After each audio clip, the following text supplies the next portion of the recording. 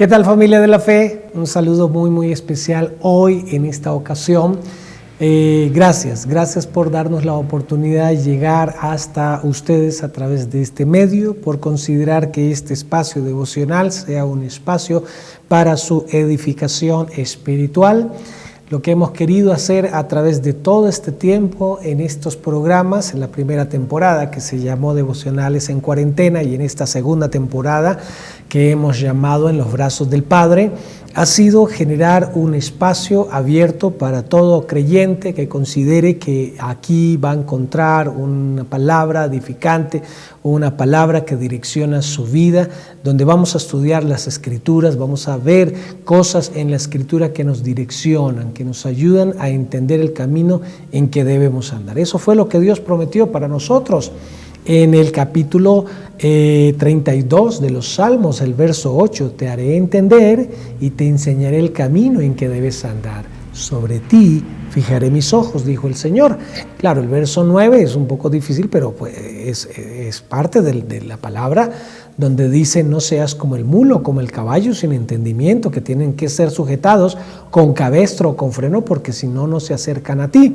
Y esto hace referencia a la necesidad enorme que tenemos de espacios como este para recibir direccionamiento divino, más espacios que sean de la palabra, espacios que sean no en función de satisfacer la motivación humana, sino en función de crecer en el conocimiento de Dios y en el conocimiento de su voluntad para nuestras vidas, a fin de que caminemos en el centro de su voluntad. Así que ese ha sido el objetivo. Hoy estamos en diferido, pero si tienes alguna petición, escríbela ahí en el chat. Tenemos un equipo muy pendiente de estas peticiones, porque se está orando, se está clamando por todas estas peticiones. Pero no dejes de hacernos saber también la respuesta del Señor, porque hay peticiones que hemos hecho: Señor, sana a fulanito de tal, y bueno, nunca supimos después qué pasó con fulanito de tal, si fue sanado o no, y nosotros desde aquí, sí, sánalo.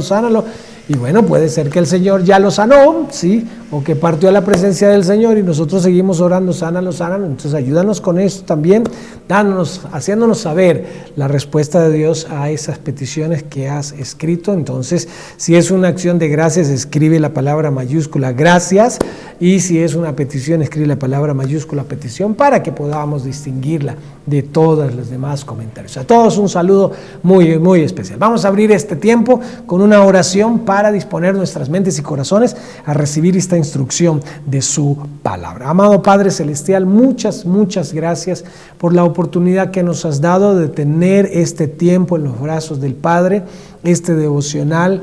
Gracias por la sabiduría, gracias por la diligencia que has puesto en nosotros, por el empeño de salir de cosas que antes teníamos típicas por hacer, Señor, pero ahora estamos dedicados a este espacio, Señor, y qué bueno tener la oportunidad de llegar hacia tantos hermanos, Señor, en la fe, que desean crecer más en el conocimiento de tu palabra, Señor. Que esta sea una serie edificante, que esta sea una serie que nos ayude a evaluarnos a nosotros mismos y a fijarnos muy bien en cómo caminamos la carrera de la fe para mantenernos sin tropiezo. Ayúdanos, Padre Celestial. Gracias porque esta petición la estás respondiendo cuando nos das la oportunidad a través de este programa de mirar en tu palabra y encontrar estas pautas, este ejemplo, como es el caso de la vida de Pedro, que nos direccionan, que nos ayudan a cuidar nuestra manera de caminar la carrera de la fe, Señor. Muchas gracias por tu palabra. En el nombre de Jesús, Padre Celestial, oramos. Amén y amén. Muy bien, para beneficiar a algunos que no han podido estar con nosotros en programas anteriores, hoy es el cuarto episodio de la serie que hemos titulado La Caída, y esta serie ha sido una serie donde venimos analizando algunos episodios en la vida del apóstol Pedro en los días previos en los días o en el día de la captura que hicieron del Señor Jesús. cómo fue la actitud de Pedro y cómo se dio una caída en torno a él. Y esto es un ejemplo para nosotros, evaluarnos a nosotros mismos, porque estamos viendo 7 escalones en los que Pedro sufrió, como una especie de escalera en la que Pedro vino descendiendo, cayendo, hasta llegar a un punto culminante muy fuerte que veremos ya en el último de los escalones de este estudio. Hoy vamos en este 4.º escalón y hemos venido estudiando un poco acerca de cuáles fueron las circunstancias en torno a la vida de Pedro que propiciaron su caída y que nos permite evaluarnos y preguntarnos a nosotros mismos, ¿hay algo que de esto en nosotros que nos ha impedido tener unas mejores condiciones y que venimos cayendo también como el apóstol Pedro? Por eso ya hemos estudiado algunos aspectos como el engreimiento. No, yo estoy bien, yo no necesito de tanto fanatismo, yo estoy bien, a mí no me va a pasar nada, yo estoy firme, yo amo al Señor y finalmente, no, yo no puedo caer, el enemigo me tiene miedo, así que él no va a acercarse ni 1 milímetro a mí porque yo no voy a caer. Bueno, eso es engreimiento y la Escritura sí nos exhorta que si alguno cree estar firme, mire que no caiga. En segundo lugar, hemos estudiado sobre el enfriamiento espiritual y eso hace referencia al descuido de las disciplinas espirituales. Hubo un momento, un episodio en la vida de Pedro donde se durmió en la oración, ¿sí? Y Jesús les exhortó, y no fue solo Pedro, fueron los demás discípulos. Y les exhortó, ¿no habéis podido velar conmigo por lo menos 1 hora? Sí, y eso evidencia también un descuido en las disciplinas espirituales. En el episodio anterior estuvimos hablando acerca de la temeridad, ¿sí? Esta actitud en la que Pedro toma una espada y corta la oreja de uno de los captores del Señor Jesús, apuntándole quizás a cortar la cabeza, y bueno, este hombre tal vez esquivó la espada y bueno, perdió allí una oreja. Sin embargo, Jesús le sana, pero llama a Jesús la atención a Pedro. ¿Crees que no voy a tomar o beber la copa que el Padre me ha dado a beber? ¿Sí?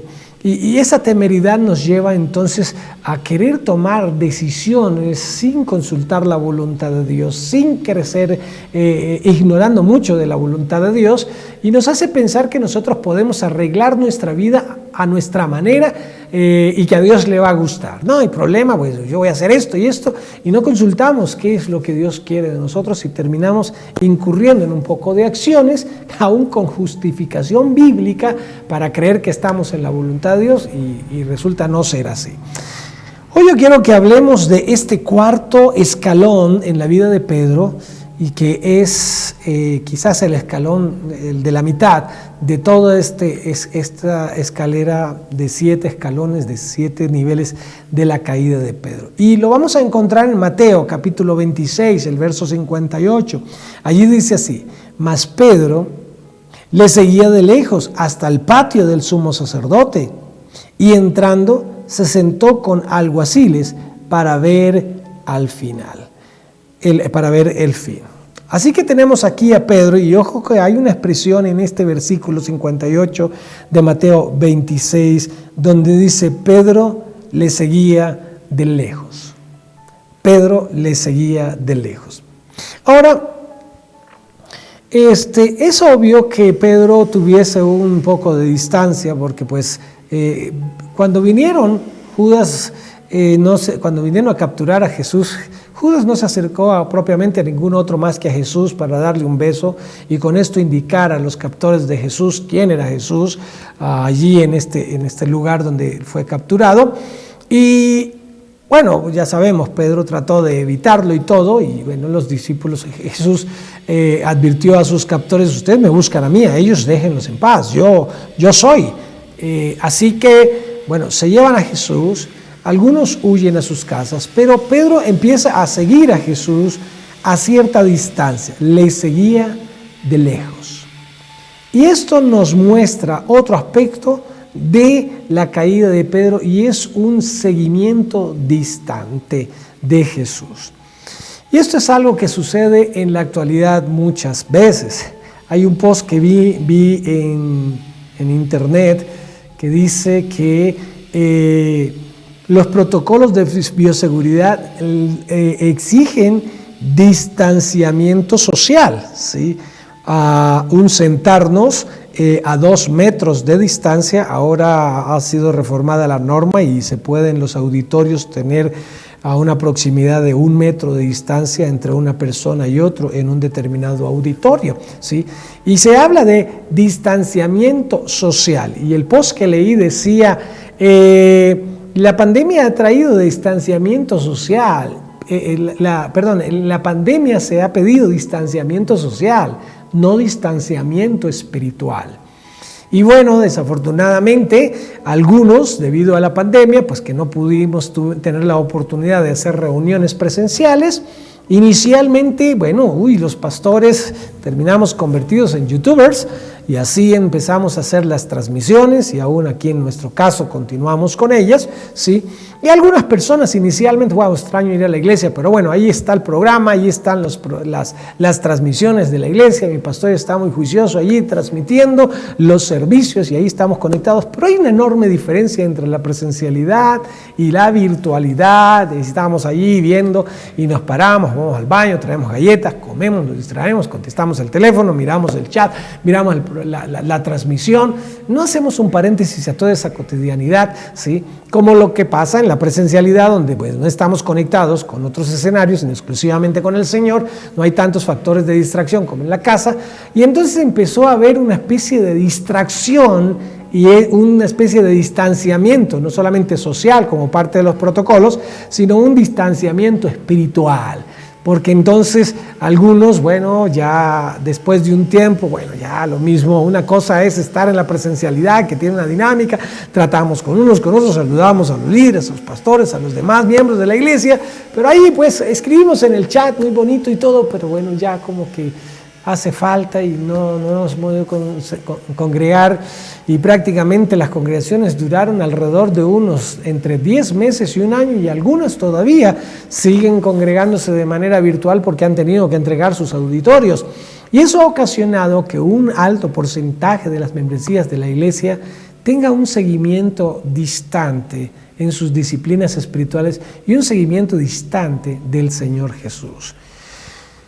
Yo recuerdo un episodio, muy cerca a este episodio que estamos leyendo, donde Jesús le dice a Pedro, cuando lo de la negación de Pedro, cuando Pedro le dice a Jesús, mira, yo soy capaz de dar mi vida por ti, y Jesús le dice, mira, Satanás os ha pedido para zarandearos, ¿sí? Y yo creo que de alguna manera la pandemia ha sido una especie de zaranda en el campo eclesiástico, ¿sí? Para las membresías de las iglesias, ¿sí? Porque ha zarandeado de tal manera que quienes estaban fríos espiritualmente, algunos pues finalmente terminaron más fríos, ¿sí? Quienes estaban bien calientes espiritualmente terminaron algunos de ellos siendo tibios. Curiosamente también algunos que estaban apartados pues volvieron a las cosas del Señor. Cuando viene lo de la pandemia, yo no quiero que mi familia se enferme, yo no quiero enfermarme, no, Señor, estoy mal espiritualmente, yo no quiero que venga la enfermedad y acabe con mi vida, no, yo me acerco a Dios. Y eso pasó, hubo un vuelco, y algunas personas que estaban apartadas del Señor han vuelto al Señor, y algunos que estaban bien se han enfriado. Eso fue todo una zarandeada, de algunos que estaban bien, cayeron, y unos que habían caído se levantaron. Esa ha sido la situación. Pero esta variable del seguimiento distante al Señor Jesús, que es el 4.º escalón en la caída de Pedro, también nos representa el riesgo a muchos de nosotros. Quiero dejar claro que asistir a la iglesia no es necesariamente estar íntimamente con Jesús. Leer la Biblia no es necesariamente estar muy cerca de Jesús. Hacer nuestras ceremonias y nuestros rituales no es necesariamente estar cerca de Jesús. Algunas personas van a la iglesia regularmente los domingos o el día de la semana que tienen programado, y de repente por alguna circunstancia no pudieron ir ese domingo o ese día que tienen programado, y hay una sensación en la semana siguiente de, algo me falta, como que no sé, no me siento bien, me da miedo que me vaya mal, porque yo no pude ir a la iglesia este domingo, no sé, me dio pereza, o tuve otro compromiso, o tuve un examen y finalmente no pude ir, y no sé, me siento como vacío, como incómodo, como que me falta algo, ¿sí? Y ha habido un tema de hábito tanto en la actividad de congregarnos y estas cosas, que a veces sentimos que, bueno, esto se me quita cuando yo vaya a la iglesia. Bueno, fui por fin a la iglesia y ya se me quitó esta sensación de vacío y todas las cosas. Y bueno, a veces convertimos el asistir a la iglesia como el comodín o el amuleto para que nos vaya bien. Así que por eso digo que la fidelidad en congregarnos, que es algo que la Escritura nos exhorta a tener, cuando dice no dejando de congregaros como algunos tienen por costumbre, ¿sí? No significa esto que pues entonces, listo, yo estoy muy cerca al Señor porque yo voy todos los domingos a la iglesia. Sí, tú puedes ir todos los domingos a la iglesia, pero si durante la semana tú no tienes comunión con Dios, eso no significa que estés cerca de Dios porque vayas a la iglesia. Acercarme a la iglesia no es necesariamente acercarme a Cristo. Yo conozco personas que están muy cerca de la iglesia, pero que están muy lejos de Dios. Y no son pocas las personas que conozco en esta condición, porque son personas que ven la iglesia como un escenario, cómodo, ¿sí? Porque hay afecto, porque la música es agradable, porque hay oración, porque nos apoyan en nuestras peticiones, toda la dinámica social y afectiva que hay en torno a una comunidad. Pero muchas veces estamos tan cerca a la misma comunidad, a las actividades que se hacen en la iglesia, que a Dios mismo. Y lo que estamos hablando aquí es este seguimiento distante. Sigo a Jesús, pero con cierta distancia. Hay algunos que en su distanciamiento a Jesús prefieren profesar su vida cristiana de manera clandestina. Que nadie se entere que yo voy a la iglesia porque no quiero que se burlen de mí, no quiero que me ridiculicen, no quiero que me señalen, no quiero que me critiquen, perdón, no quiero que me haga bullying por creer en el Señor Jesucristo. Y hay algunas personas, y esto ha pasado, que se sorprenden cuando alguien, compañero de la empresa o del colegio, de la universidad, dicen, ¿tú eres cristiano? Sí, qué pena. No, es que me sorprende. ¿Te sorprende? Sí, mira, te conozco hace tantos años y yo no sabía que tú eras cristiano. Sí, qué pena. Como si fuera a un acto vergonzoso el ser cristiano. Jesús dijo que al que le niegue a él delante de los hombres, Jesús le negará a este delante del Padre. Y esto habla de por qué nos avergonzamos de seguir a Jesús. ¿Por qué tenemos un seguimiento de Jesús un poco distante para que no vayan a burlarse o criticarnos a nosotros? Más adelante vamos a ver un episodio donde Pedro es criticado porque pues seguía a Jesús. Entonces, a veces pensamos que podemos preferir la simpatía de nuestros amigos, de nuestros compañeros, que la simpatía de Dios. Y a veces estas dos simpatías en ocasiones están en polos opuestos, porque simpatizar a algunos amigos resulta en ocasiones desagradar a Dios, y agradar a Dios resulta en algunas ocasiones perder la simpatía de los amigos, y algunos prefieren seguir a Jesús de manera distante para mantener la simpatía de sus amigos y que no se sientan menoscabados, ¿sí? Y pues bueno, esos son los que yo llamo los cristianos James Bond o los cristianos espías, los cristianos que no quieren que nadie se entere de que eres cristiano y entonces vas a la iglesia y ahora usamos mucho la Biblia en versión dispositiva, en versión aplicación, ha sido muy versátil, nos permite encontrar las referencias, varias versiones de la Biblia en la misma aplicación, YouVersion por ejemplo, y entonces esto ahora nos ha ahorrado, voy a meter la expresión entre comillas, el cargar con el libro negro, con la Biblia en físico que llevábamos bajo el brazo.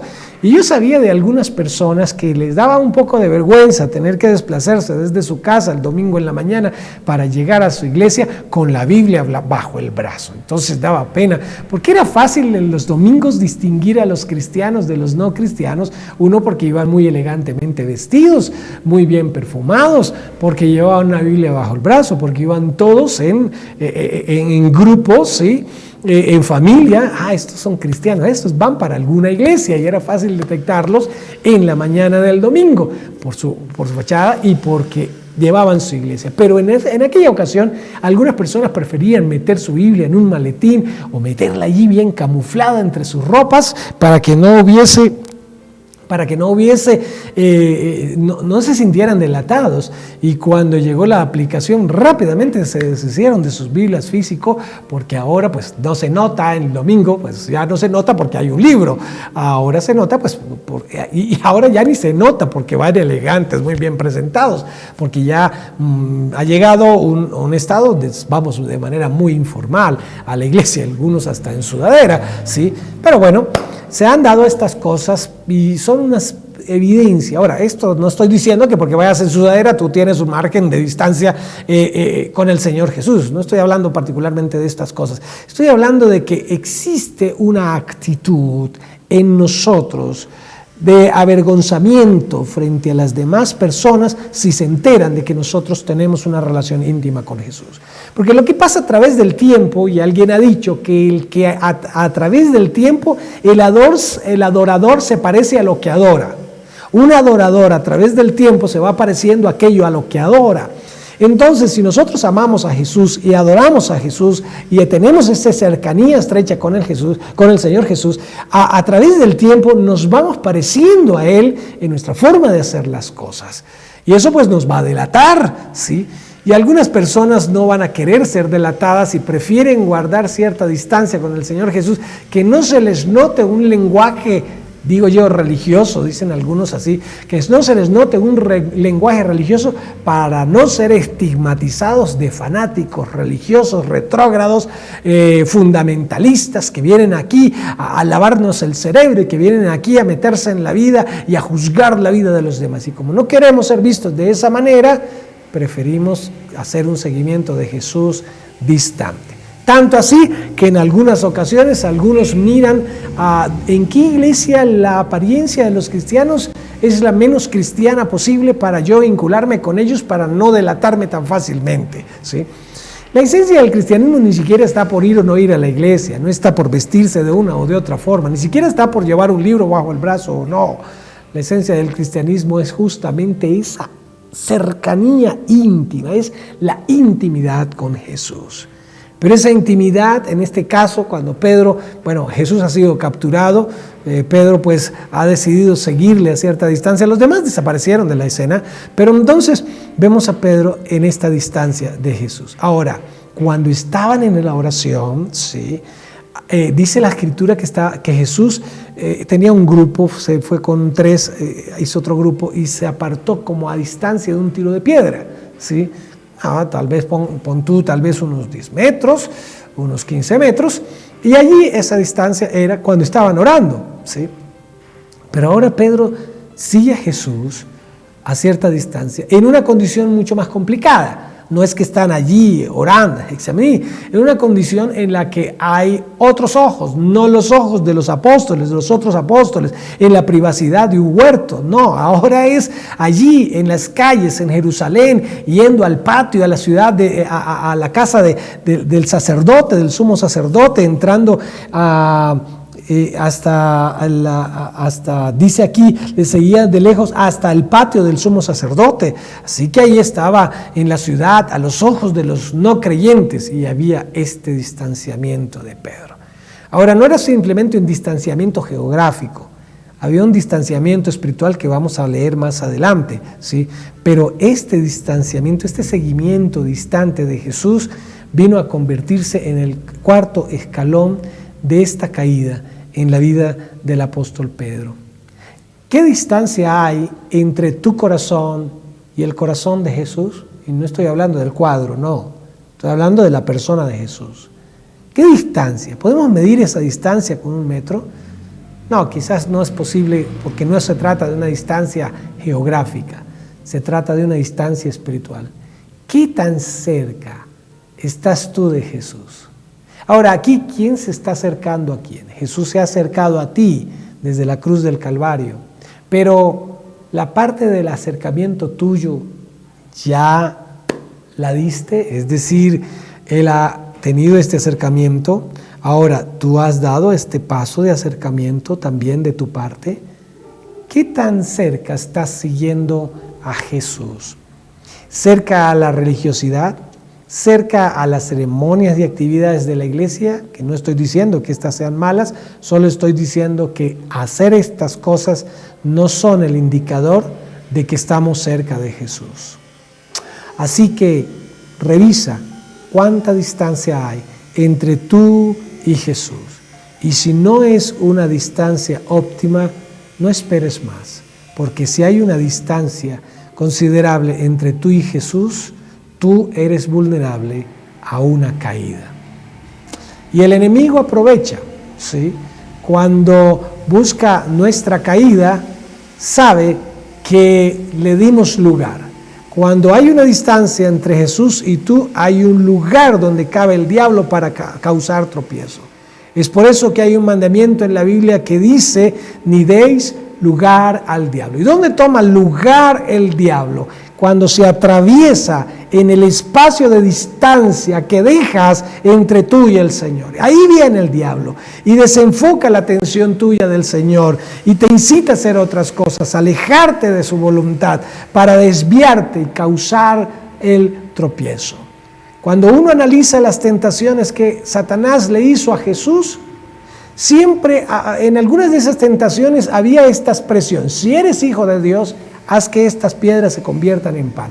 Si eres hijo de Dios, arrójate del pináculo del templo. Esta declaración, si eres hijo de Dios, era como pretendiendo en la intimidad entre Jesús y el Padre meter una idea de si eres hijo, como una duda allí. Si realmente eres hijo de Dios, haz esto o haz aquello. Como demuéstrate a ti mismo de que tú eres un hijo de Dios para que estés seguro. Y eso fracturaría la conexión con el Padre y crearía una distancia en la que Satanás podría meterse. Cuando uno analiza el capítulo 3 de Génesis en la tentación que Satanás hizo de Eva, Eva rompió esa intimidad, esa fidelidad, esa firmeza, la obediencia de la palabra de Dios, la rompió porque admitió las dudas del diablo en su cabeza y generó un espacio, y ahí tuvo lugar el diablo para romper la conexión y causar esa muerte espiritual de separación entre nosotros y Dios.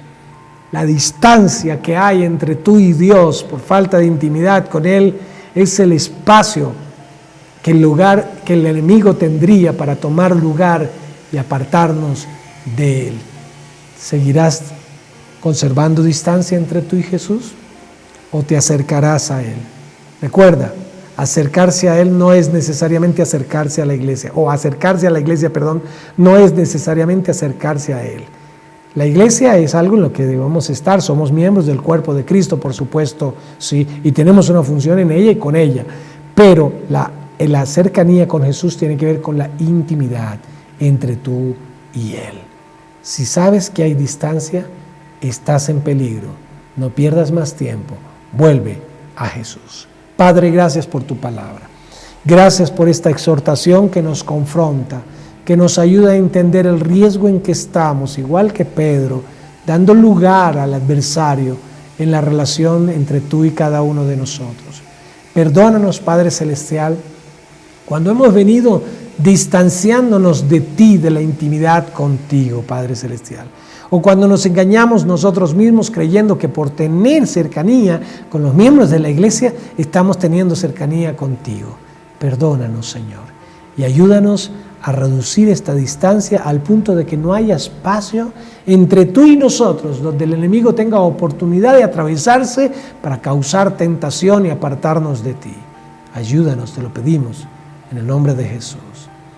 Padre amado, quiero orar por todos mis amados amigos, amados de la familia de la fe, que están allí escribiendo en el chat sus peticiones, Señor. Tú las conoces, no puedo leerlas porque el programa está en diferido, pero tú las conoces, Padre Celestial. Y oramos en el nombre de Jesús, porque tú obres en la vida de cada uno de mis amados hermanos que han escrito esta petición ahí en el chat, Señor. Algunos piden por sanidad, algunos piden por provisión, algunos piden paz, algunos piden sabiduría, algunos piden restauración espiritual, algunos piden restauración en su vida familiar, algunos piden misericordia de tu parte porque están en una situación complicada en el orden jurídico. Alguien está sufriendo injusticia, maltrato, atropello, violencia. Padre, Da sabiduría para que estas personas puedan salir de esta condición con tu guía, con tu direccionamiento, Señor. Todas estas peticiones las presentamos hoy delante de ti en el nombre de nuestro Señor Jesucristo, pidiendo que tú te glorifiques con la respuesta a cada una de estas peticiones, y cualquier respuesta que tú des a estas peticiones, por ello te glorificamos en el nombre de Jesús. Amén. Amén. Familia de la fe, un abrazo para todos. Dios les bendiga. Nos vemos en el próximo episodio en los brazos del Padre.